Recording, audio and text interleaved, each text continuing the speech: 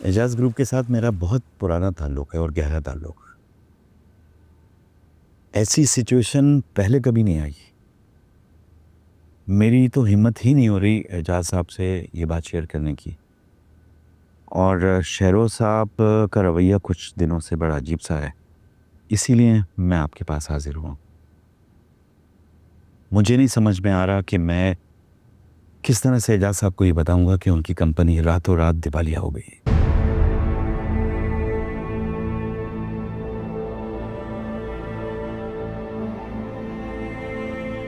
आपका कोई झगड़ा है शेरोज साहब के साथ?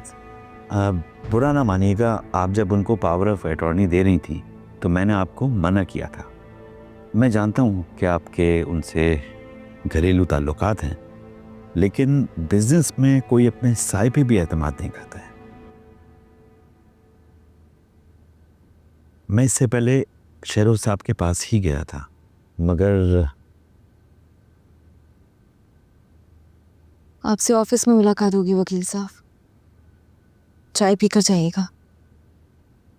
आपके दूसरे तलाक का नोटिस असद साहब को भिजवा दिया गया है। क्या? मगर मैंने तो कोई सिग्नेचर नहीं किए, कैसे भेज दिया आपने?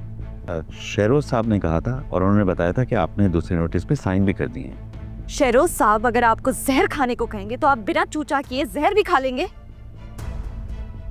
जैसे आपने नोटिस भिजवाया है कंपनी का दिवालिया होने के बाद, आप शेरोज का मैसेज लेकर मेरे पास आए हैं, इसी तरह अपना इस्तीफा भी दे दीजिएगा। या उसके लिए भी आपको शेरोज साहब की इजाजत दरकार होगी? वो आप गलत समझ रही हैं। नई जिंदगी में पहली बार मैं बिल्कुल ठीक समझ रही हूँ सबको। और बैठ जाइए, चाय पीकर जाइएगा, बहुत पुराना ताल्लुक है आपसे।